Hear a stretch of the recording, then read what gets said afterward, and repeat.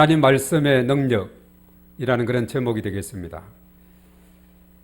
우리가 마태복음 4장 앞부분을 읽었는데 예수님께서 공생애 그러니까 복음 전도 사역을 하기 전에 행했던 그 두 가지가 있는데 그 두 가지가 뭘까?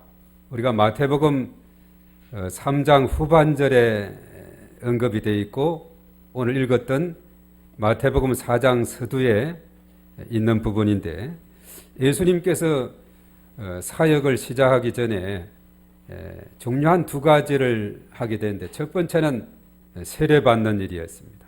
우리가 마태복음 3장 그 후반부에 보면은 예수님께서 세례를 받으셨는데 무슨 강에서 세례를 받았죠? 요단강에서 세례를 받았습니다. 성지순례를 가보면은 그래도 예수님께서 세례 받으신 장소다 해가지고 요단강에 가면은 그 세례 받는 터가 있어요. 거기에 와서 세례 받는 그런 분들도 있더라고요. 제가 전에 성지에 가니까 유럽 쪽에서 온 분들이 예수님이 받은 강이다 해가지고 거기에서 세례를 받는 그런 모습을 봤어요. 예수님께서 이제 세례를 요단강에서 받게 됐는데 누구에게 받았을까요? 그럼 예수님은 세례 요한에게 받았죠. 예수님께서 그랬어요. 요한에게 나에게 좀 세례 좀 달라 이렇게 하니 요한이 너무나 황송한 거예요. 예수님 제가 예수님께 세례를 받아야지 감히 제가 어떻게 예수님께 세례를 준다니요? 그랬을 때 예수님께서 그랬죠.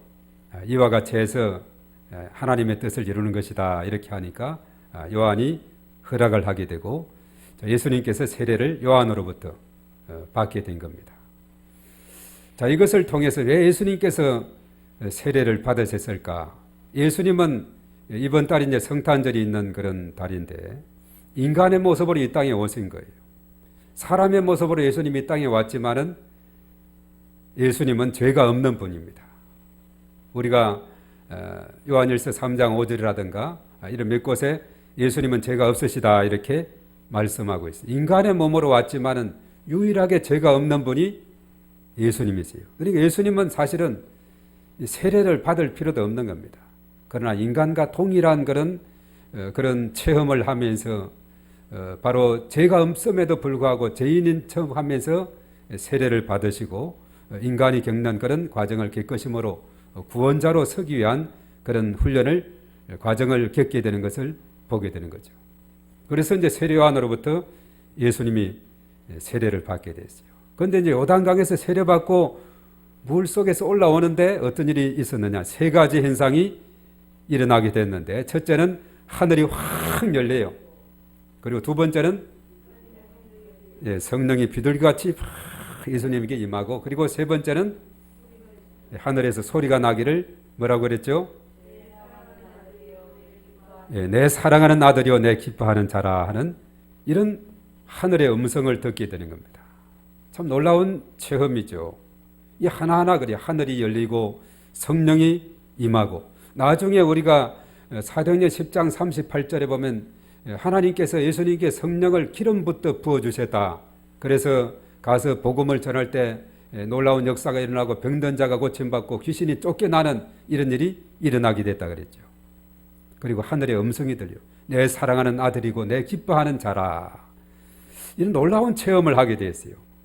우리도 만약에 세례 받을 때라든가 어떤 초신자 같은 경우에 세례 받을 때 정말 그런 감격적인 은혜를 체험하는 장면도 제가 많이 목도를 하게 됐는데 또 세례 받을 때 간정도 하고 이렇게도 하기도 했습니다만은 정말 그 시간이 감격의 시간이 되고 또 때로는 우리가 하나님 앞에 간절히 기도함으로 나아갈 때 우리가 이 성령의 놀라운 체험과 또 하늘의 음성을 듣는 이런 체험 이것을 경험하게 돼요.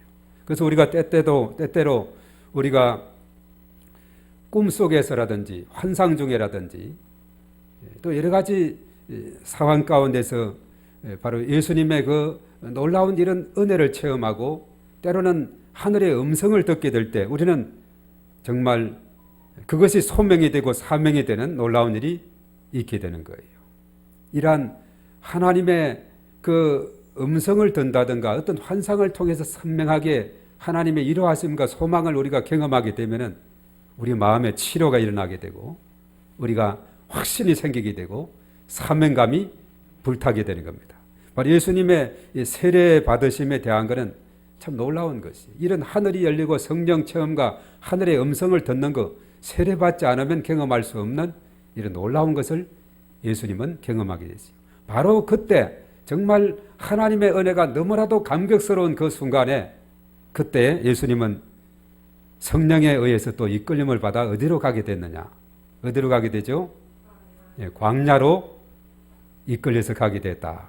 이 광야라는 것은 참 거친 것이고, 정말 이 광야라는 것은 그야말로 전갈과 불뱀과 여러 가지 많은 위험 요소가 있는 것이 광야가 되는 것이죠. 광야로 이끌림을 받아서 이제 거기에서 금식 기도를 하게 됩니다.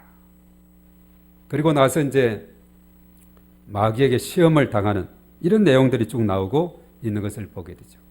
사실 예수님은 이런 세례 사건을 통해서도 놀라운 그런 꿈과 비전을 가지게 됐고, 그가 하나님의 아들이 이 땅에 오지 않았습니까?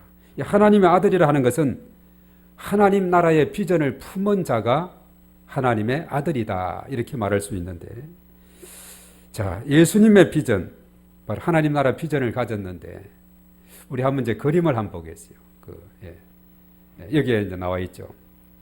자, 이 두 그림이 있게 되는데, 자, 맨 위에는 뭐라고 적혀 있습니까? 우리의 비전은 어디에 더 가까운가 하는 이런 그림입니다. 자, 왼쪽에 그림이 또 있고, 왼쪽은 개인적으로 자신의 어떤 성공과 출세를 위한 자기 중심의 비전이라 한다면 이것은 욕망이라고도 볼 수 있어요. 자, 오른쪽에 같은 경우는 예수님의 파리로 해서 예수님이 지시하는 것으로 나아가는 이런 것을 보게 되는데, 자, 그 다음 하나 넘기면, 자, 우리 다 같이 예수님의 비전이 뭔가 다 같이 시작. 우리가 원하는 것을 이루는 것이 아니라 우리를 위한 하나님의 뜻을 이루는 것입니다. 우리가 원하는 것을 이루는 것이 아니라 우리를 위한 하나님의 뜻을 이루는 것이 예수님의 비전이다. 바로 그 비전이 저와 여러분들의 비전이 되어야 될 줄로 믿습니다. 그래서 예수님은 사실 이제 광야에 가서 두 번째 한 것은 이제 마귀의 시험을 받는 것인데, 그 다음 그림 또 이어서 보겠어요. 자, 바로 이어서, 자, 예수님께서 이제 광야에 가셔서 성령에 이끌려서 마귀에게 시험을 받으셨다, 이렇게 말했죠. 자, 40일 동안 아무것도 드시지 않았어요. 그리고 다 그것을 마쳤을 때는 배가 홀짝 줄이신지라, 줄였을 때 예수님은 세 가지 시험을 받게 됩니다. 마귀에게 세 가지 시험을 받는데, 자, 그 다음 그림을 한번 넘어보겠습니다. 자, 첫 번째, 자, 이 검은 놈, 저것은 마귀입니다. 자, 그 마귀의 손에 뭐가 들려 있어요? 돌이 들려 있습니다. 자, 이 돌을 가지고 예수님께 뭐라고 했느냐? 그 다음 그림을 한번 넘겨보겠어요. 자, 이것은 왼쪽에 읽어봅니다. 시작. 배고프지? 내가 하나님의 아들이면 이 돌들로 떡덩이가 되게 해봐. 짜잔, 이렇게 이제 했는데, 자, 오른쪽에 예수님은 어떻게 반응했는가? 다 같이 시작. 사람이 떡으로만 살 것이 아니라 하나님의 입으로부터 나오는 모든 말씀으로 살 것이라. 아멘. 사람이 떡으로만 살 것이 아니라 하나님의 말씀으로 살아야 된다. 자, 첫 번째 이 시험은 무엇을 의미하느냐? 이것은 바로 물질적인 시험을 의미하고 있다는 겁니다. 자, 돌이 변해서 떡덩이가 얼마든지 할 수도 있는 그런 능력도 있는 분이지만은, 그러나 예수님은 과감하게 사람이 떡으로만 살 것이 아니라, 물론 육신은 떡이 필요하지만 하나님 말씀은 영의 양식이 되는 거죠. 하나님의 말씀으로 살 것이다 라고 이렇게 말씀을 하고 있죠. 그래서 첫 번째 시험은 돌이 변해서 떡이 되게 하라는 이것이었는데, 자, 이것은 뭐냐 하면은 물질적인 풍요함을 가져다 주는 마귀의 유혹이다, 이렇게 말할 수 있어요. 자, 물질이라 하는 것은 사람들이 이 땅에 살아가면서 꼭 필요한 것입니다.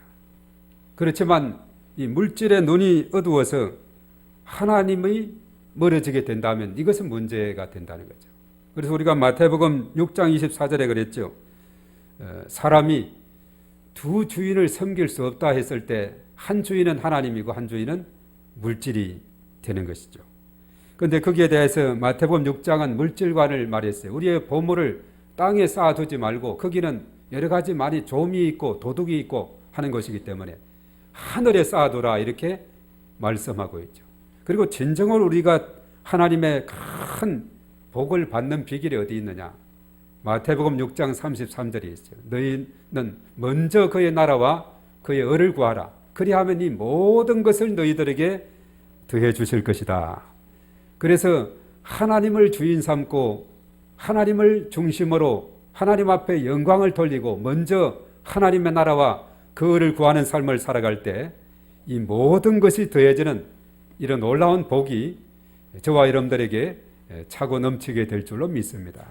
오늘 예수님은 도리변에서 떡이 되라 했을 때 사람이 떡으로만 살 것이 아니요 하나님의 입으로 나오는 모든 말씀으로 살 것이다 하면서 물질적인 시험의 유혹을 물리쳤습니다. 자, 그 다음에 그림을 이제 또 봅니다. 자, 이제 높은 곳으로 성전 높은 곳으로 이제 예수님을 모시고 갔어요. 마귀가 이제 가서 높은 곳에 가서 뭐라고 제안을 했느냐. 그 다음 그림을 봅니다. 자, 왼쪽을 다 같이 시작. 성전 꼭대기에서 뛰어내려봐. 내가 하나님의 아들이면 천사들이 너를 떠받쳐서 너의 발이 돌에 부딪히지 않게 될 것이야.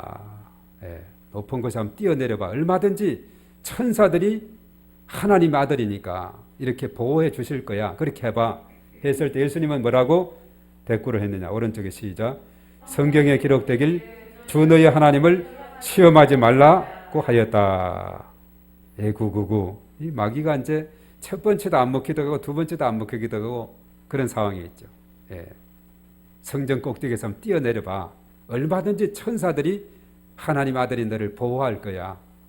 그래 오늘 여기에서는 주 너희 하나님을 시험하지 말라 이렇게 말했어요.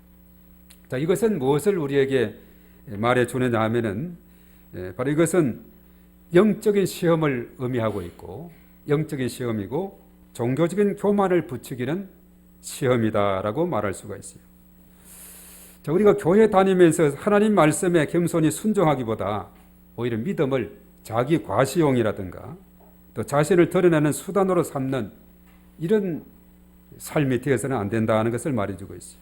믿음을 자기의 이익의 수단으로 삼는 것도 삼가해야 된다는 거죠.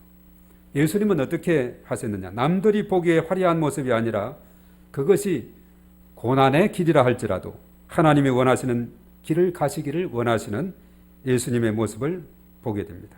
그래서 마태복음 26장은 겟세마네 동산에서 예수님께서 기도한 그 내용이 거기에 기록이 되어 있는데 거기에서 26장 39절에 그렇게 했죠. 이 잔을 할 수만 있으면 피하게 해달라고. 그러나 내 원대로 마옵시고 아버지의 원대로 되기를 원합니다. 라고 말했어요. 그 잔이 뭐냐면 십자가 지는 거거든요. 목요일 밤, 이 밤이 지나면은 이제 유다에 의해서 팔림을 당하고 체포되어 십자가 채찍 맞으시고 못 박혀 돌아가시게 되는 전날 밤이었어요. 정말 애절하게 하나님 앞에 밤새워 기도하면서 이 잔이 될 수만 있으면 피했으면 좋겠는데 그러나 내 뜻대로 마옵시고 아버지의 뜻대로 되기를 원합니다. 라고 그렇게 고백했던 것을 보게 되죠. 아주 예수님은 하나님의 말씀에 전적으로 순종하고 하나님의 구원의 계획에 전적으로 순종해가는 그런 모습을 보게 됩니다. 그래서 높은 곳에 뛰어내려서 어떤 교만, 종교적인 교만을 부추기는 마귀의 세력으로부터 승리하게 됐다는 겁니다. 그리고 이제 세 번째 그림을 이제 보겠는데요. 그 다음 그림을. 자, 높은 곳에 올라가면 아름다운 전망이 보이게 되죠. 높은 이 곳의 전망대가 보면 서울 남산이라든가 전에 이제 63 빌딩, 요즘은 또 이제 155m 되는 롯데 그 타워가 있지. 거기 올라가면 엄청난 먼 시야로 이렇게 볼 수 있는데 높은 지역에 올라가니까 참 아름다운 도시의 장면이 나오고 있어요. 그리고 그 다음에 그림을 또 한번 봅니다. 또 여기도 이제 그런 그림이 있는데 왼쪽에 뭐라고 했느냐? 마귀의 제안입니다. 다 같이 시작. 이 세상을 봐봐 멋지지? 내가 나한테 절하면 이 세상 모든 것을 다 주겠다 얘기합니다. 예. 나에게 절하면 다 주겠다고 이렇게 마귀가 아주 이야기하네요. 예수님은 어떻게 대응했는가? 오른쪽에 시작. 사탄아 물러가라. 성경 말씀에 주 너희 하나님께 경배하고 다만 그를 섬기라 하였다. 자, 그러자 마귀는 나는 말씀 앞에 꼼짝 못해 도망가자 이렇게 이제 나오게 되는 거죠. 마귀가 3전 3패. 예수님은 3전 3성을 하게 되었습니다. 자, 이렇게 해서 예수님은 이제 여기에서 세 번째 이것은 무엇을 의미하고 있느냐 하면 권력과 명예에 대한 유혹이었는데 마귀는 권력과 명예를 줄 테니 자신에게 경배하라 이렇게 했습니다. 자신에게 경배하면 권력도 명예도 주겠다 했어요. 자, 교회 다니면서 하나님 나라 소망하며 살아가기보다 이 세상에서의 권력과 명예를 위해서 살아간다면 이것은 올바른 일이 아니다. 그렇게 말해주고 있어요. 예수님은 세상의 영광이나 또 명예가 아니라 오직 하나님을 섬기는 것이 곧 하나님 아들로서의 본분임을 잘 알았어요. 그래서 예수님께서 마태복음 20장 25절에서 28절에 그랬죠. 고관들은 권세를 부리고 있지만은 너희들은 섬기는 자가 돼야 돼. 섬기는 자가 돼야 돼. 서로 제자들이 서로 크고자 높고자 이렇게 다투는 그 현장에서 그렇게 말했어요. 섬기는 자. 그래서 인자가 온 것은 섬김을 받으려 함이 아니라 섬기기 위해서 왔다. 그렇게 말씀을 했습니다. 그리고 이제 그 다음 마지막, 그 다음 그림을 한번 봅니다. 자, 이 그림에 보면 예수님께서 마귀에게 시험을 받았는데 어떤 시험이냐? 돌이 떡이 되게 하는 시험, 성전 꼭대기에서 뛰어내리게 하는 시험, 천하 만국을 주겠다는 시험을 받으셨습니다. 그러나 말씀으로 모두 그 시험을 이긴 줄로 믿습니다. 그래서 맨 아래쪽에 다 같이 시작. 예수님처럼 우리도 말씀에 순종하며 이 세상을 살아가요. 예, 예수님처럼 말씀에 순종하며 세상을 살아가야 되겠다는 겁니다. 그래서 예수님께서 이제 물리치신 그 말씀은 세 가지 있는데 그 다음 마지막 이제 그림이 되겠네요. 자, 이것이 이제 마태복음 4장 4절, 7절, 10절에 나오는데 이것은 신명기 8장 3절, 6장 16절, 6장 13절에 나오는 그 말씀을 그들이 인용했습니다. 자, 우리 마태복음 4장 4절부터 쭉 읽습니다. 시작. 예수께서 대답하여 이르시되 기록되었으되 사람이 떡으로만 살 것이 아니요 하나님의 입으로부터 나오는 모든 말씀으로 살 것이라 하였느니라 하시니 예수께서 이르시되 또 기록되었으되 주 너희 하나님을 시험하지 말라 하였느니라 하시니 이에 예수께서 말씀하시되 사탄아 물러가라 기록되었으되 주 너희 하나님께 경배하고 다만 그를 섬기라 하였느니라. 아멘. 자, 오늘 그림은 여기까지 끝입니다. 자, 예수님께서 이 신명기에 나오는 말씀으로 세 번이나 인용하면서 마귀의 세 번의 시험을 승리하게 됐다. 자, 이것을 보면 예수님은 구약 율법에 대해서 아주 능통한 분이었다 하는 것을 우리가 깨닫게 되는 것입니다. 이 말씀은 이만큼 능력이 있어요. 마귀가 나는 말씀 앞에 꼼짝 못해 벌벌 떨어 도망가자 그렇게 했죠. 하나님 말씀은 참으로 놀라운 능력이 있습니다. 그래서 승리의 도구는 다름 아니라 하나님의 말씀이었다는 사실입니다.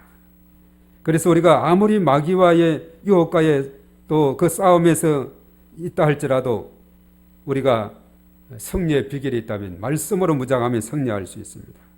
말씀으로 무장하게 될 때 마귀와의 싸움에서 반드시 승리하게 될 줄로 믿습니다.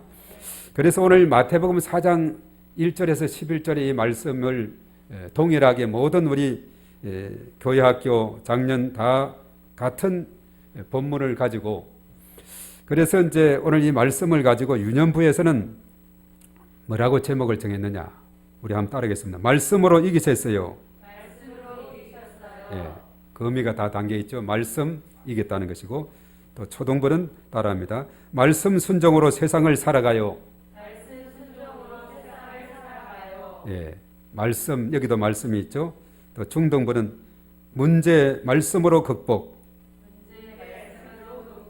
예, 문제는 이제 물음표를 하고 말씀으로 극복은 아주 느낌표로 그렇게 했어요. 그래도 말씀이 있죠. 문제가 있으면 말씀으로 극복이 되는. 마귀가 3번이나 이렇게 유혹하고 시험을 했지만은 예수님은 말씀으로 1차, 2차, 3차 통쾌하게 물리치게 됐죠. 이제 고등부는 이제 예수님의 비전에 대한 그런 제목을 했습니다. 자, 이렇게 볼 때 오늘이 이제 성서주의를 했습니다.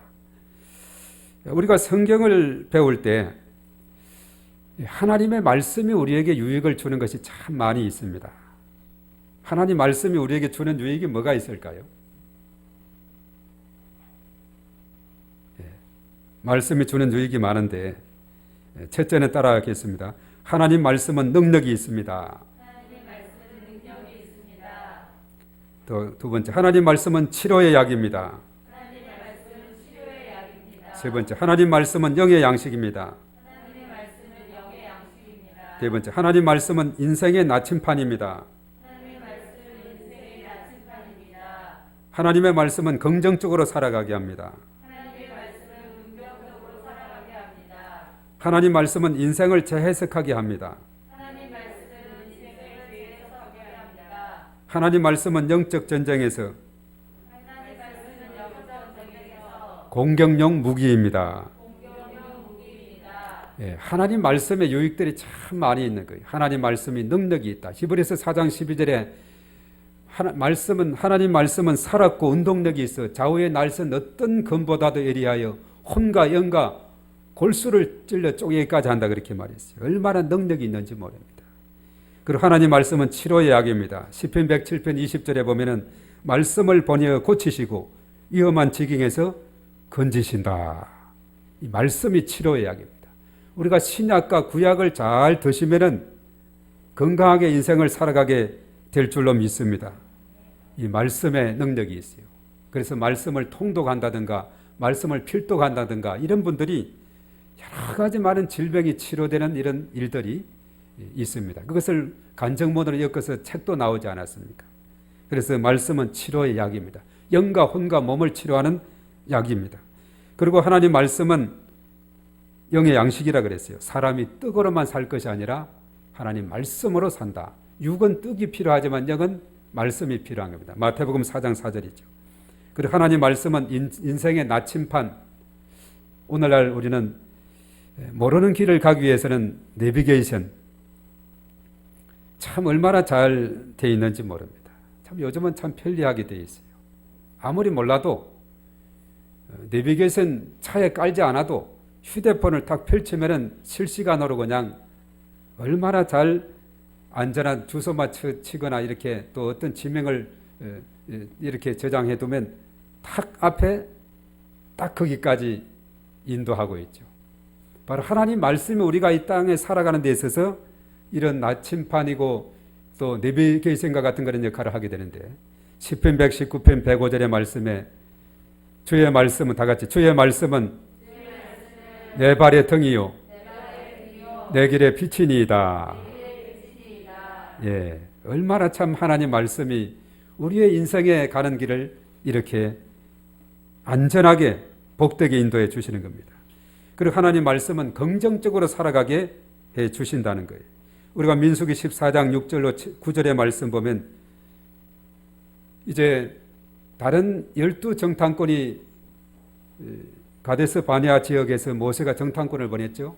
40일 동안 땅을 탐지하고 가나안 땅을 돌아왔을 때 10사람은 끙끙 앓고 그냥 아주 그냥 풀이 죽어서 왔어요. 도저히 그 땅은 안 됩니다. 성도 견고하고 사람도 안악자손으로 키가 얼마나 2m, 3m 되고 도저히 우리는 안 됩니다. 이랬을 때 백성들의 마음이 동요하고 있을 때 그때 여호수아 갈렙이 옷을 찢으면서 아닙니다.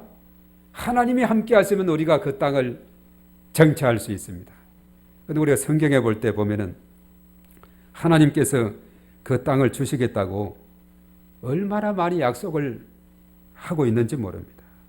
그 말씀 언약이 분명하게 되면은 흔들림이 없게 되는 거예요. 긍정적으로 인생을 살아갈 수가 있어요. 마치 이긴 경기를 다시 재경기 보면서 모르는 사람은 반절부절하죠. 아, 우리가 이겼어. 저래도 이겼어. 얼마나 여유가 있습니까? 바로 여호수아와 갈렙이 그런 삶을 살아가고 있는 겁니다.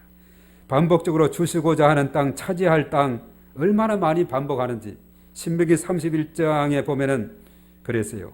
그 3절에 내 하나님 여호와께서 너보다 먼저 건너가사 이 민족들을 내 앞에서 멸하시고 내가 그 땅을 차지하게 할 것이며 7절에 여호와께서 그들의 조상에게 주리라고 맹세하신 땅에 들어가서 13절에 너희가 요단을 건너가서 차지할 땅 20절의 말씀에 내가 그들의 조상에게 맹세한 바 젖과 꿀이 흐르는 땅으로 그들을 인도하여 드린 후에 얼마나 많이 그 땅을 조상들에게 약속했고 몇 번이나 이렇게 약속했어요. 그 언약이 분명한 자 바로 비전이 분명히 서게 되는 것입니다. 그 하나님 말씀은 미래에 대한 비전을 명확하게 해주는 겁니다. 우리가 12월 달 주제가 비전인데 말씀이 분명하면 그 언약을 붙잡으면 우리는 인생을 승리하며 살아갈 수 있습니다.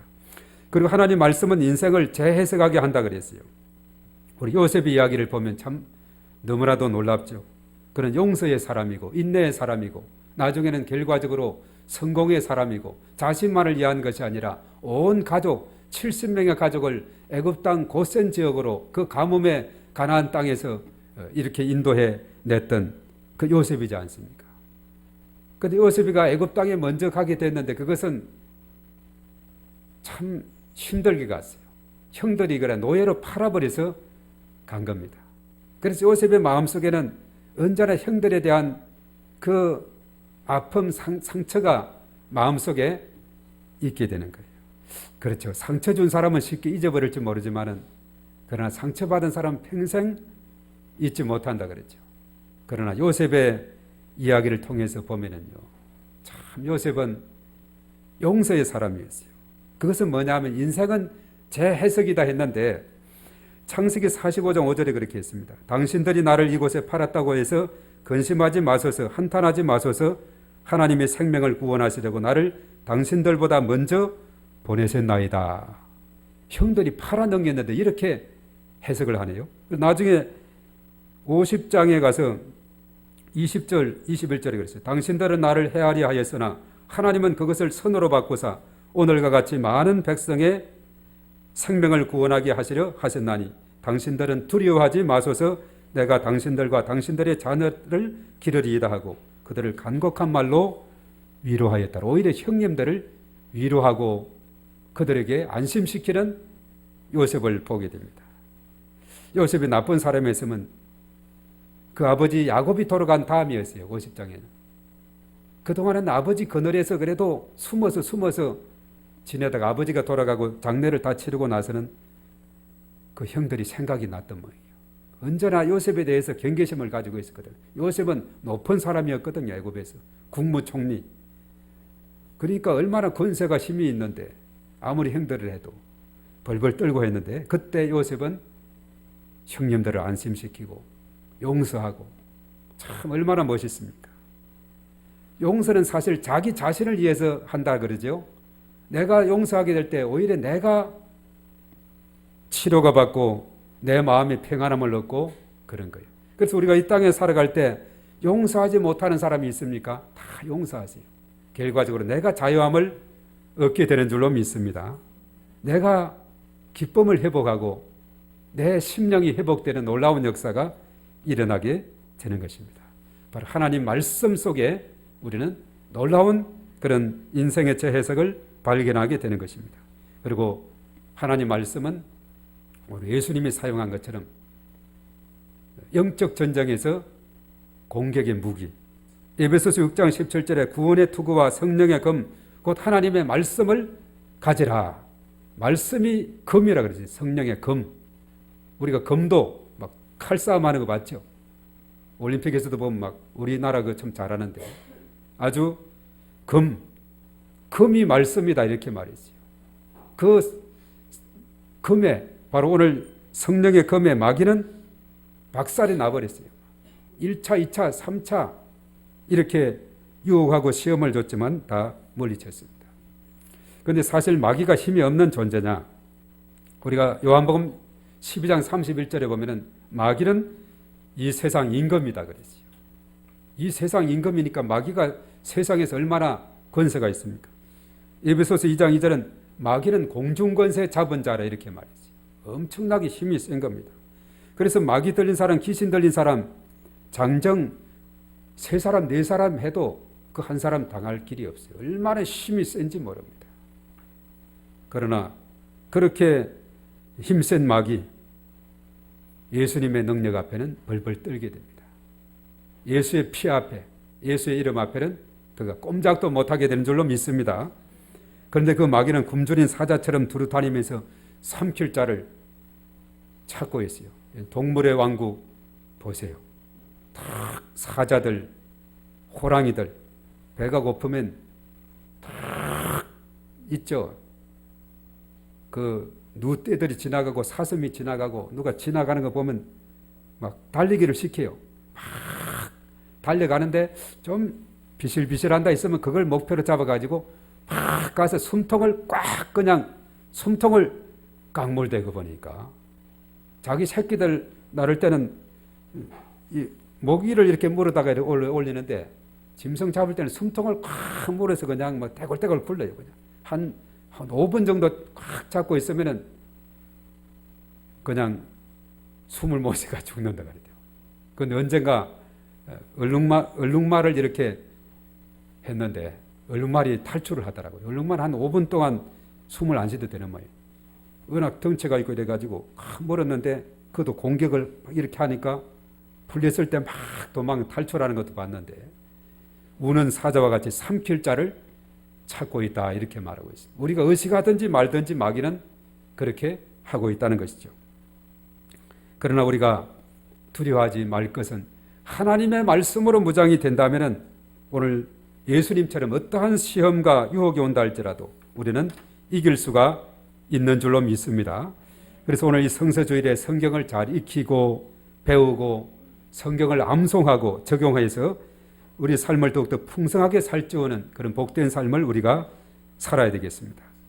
그래서 성경의 가르침의 핵심은 뭐냐 하면 신명기에서 잘 말했죠. 말씀에 순종하면 복을 받고 불순종하면 심판을 받는다. 그렇게 했어요. 우리 따라하겠습니다. 말씀에 순종합시다. 약속되어진 축복을 받읍시다. 그래서 우리가 성경을 배울 때 우리 어려서부터 성경을 배워야 되는 것은 신명기 6장 4절 9절에 있습니다. 거기에 7절에 보면 내 자녀에게 부지런히 가르치며 집에 앉았을 때든지 길을 갈 때든지 누워있을 때든지 일어날 때든지 이 말씀을 강론할 것이다. 거기에 쭉 말씀했고 그리고 잠언서 22장 6절에 마땅히 행할 길을 아이에게 가르치라. 그리하면 늙어도 그것을 떠나지 아니하리라. 우리 옛날 분 속담에 3살 버릇 8까지 간다. 요즘은 3살 버릇이 100셋이 되니까 100세 그 이상까지 가게 됩니다. 예, 어려서 가르치라. 늙어도 떠나지 않는다. 그리고 바울은 디모데 후서 3장 15에서 17절에 그랬어요. 또 어려서부터 성경을 알았나니 성경은 또 여기도 유익이 나오네요. 구원에 이르는 지혜가 있게 한다. 너로 하여금 그리스도 예수 안에 있는 믿음으로 말미암아 구원에 이르는 지혜가 있게 한다. 그리고 모든 성경은 하나님의 감동으로 되었고 교훈과 책망과 바르게 함과 의로 교육하기에 유익하다. 그렇게 말했어요. 구원에 이르는 지혜를 갖게 하는 거예요. 믿음은 들음에서 나고 들음은 그리스도의 말씀으로 말미암아 있거든요. 말씀이 들려지게 될 때 믿음이 생기게 됩니다. 그래서 성경 이것은 구원에 이르는 지혜가 있게 하고 그리고 하나님의 사람으로 온전하게 하고 모든 선한 일을 행할 능력을 갖추게 한다. 이렇게 말씀하고 있어요. 그래서 우리가 하나님의 택함받은 자녀요 하나님의 백성으로 우리가 이 땅에 살아가면서 정말 우리가 하나님의 보호함을 받고 인도함을 받고 우리는 다른 신의 눈을 팔지 말고 오직 하나님을 향해야 됩니다. 우리가 지난번에 신명기 말씀을 보며 그랬죠. 하나님께서 이스라엘을 선택하시고 눈동자와 같이 그들을 보호하시고 그리고 그들에게 먹을 것을 먹여주시고 지켜주셨는데 그랬어요. 약속의 땅 가나안 땅에 들어가서 배부르고 살찌면 돌이켜 다른 신을 섬기고 하나님을 멸시하고 언약을 어기게 될 것이다. 그때 내가 그러면 그들에게 얼굴을 숨기겠다. 신명기 31장 17, 18절에 32장 20절에 얼굴을 숨긴다 그랬어요. 얼굴을 숨기는 것은 뭘 의미하느냐 하면은 바로 이것은 그들을 보호하지 않고 이스라엘을 보호하지 않고 위험에 처해도 본척만척한다 하는 그런 의미가 거기에 담겨 있는 것입니다. 자, 그래서 그들이 배부르고 살찌고 그래서 하나님을 버리고 그 계명을 어기게 되면은, 그리고 우상을 섬기면 질투심을 발해서 진노를 격발하게 되는데, 그들에게 재앙을 쌓아서 줄 것이고, 지난 금요일날 우리가 살폈죠. 화살을 닿을 때까지 화살을 쏠 것이고, 거기에 7가지 재앙을 언급했는데, 거기에 보면 주림으로 쇠약하고 불같은 더위가 생기고 독한 질병, 전염병, 코로나19와 같은 이것도 독한 질병에 속합니다.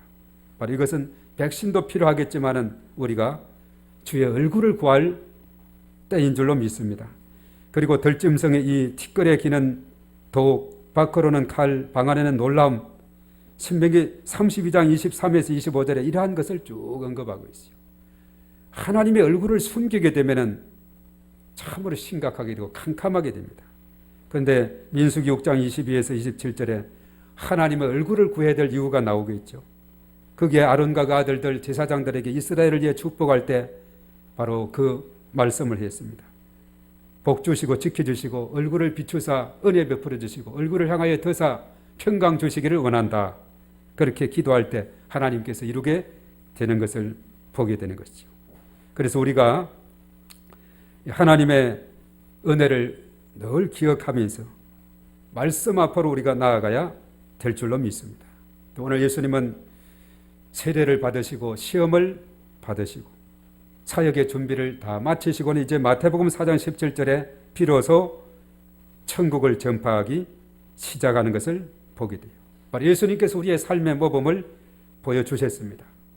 영적 전투 현장에서 승리하는 비결은 우리 다 같이 따라하겠습니다. 오직 하나님 말씀으로 무장하는 것입니다. 또 따라합니다. 하나님 말씀에는 능력이 있습니다. 그래서 하나님 말씀을 우리의 마음속에 잘 간직하고 이것을 무기 삼아서 우리가 이 땅에 살아갈 때에 무기로 삼기 위해서 가장 좋은 것은 암송하는 것이 최고 좋아요. 암송해야 적극적으로 사용할 수 있고 적용할 수 있거든요.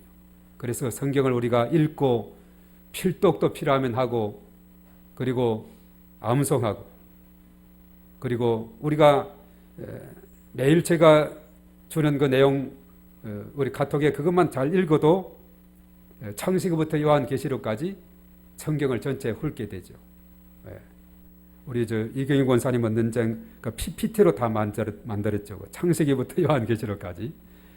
그거 우리 요즘 계속 잘 활용하고 있는데 대단한 작업이죠. 한 절을 한 카트 PPT 한 카트면 총 몇 카트 되죠, 그게?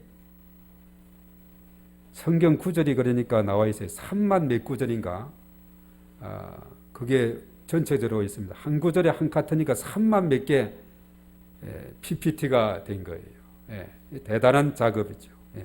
이렇게 함으로 해서 성경이 그냥 우리 마음속에 탁 대세져 있을 때 어떤 마귀의 시험이 몰아친다 할지라도 우리는 담대하게 승리하는 그런 삶을 살아가게 될 줄로 믿습니다.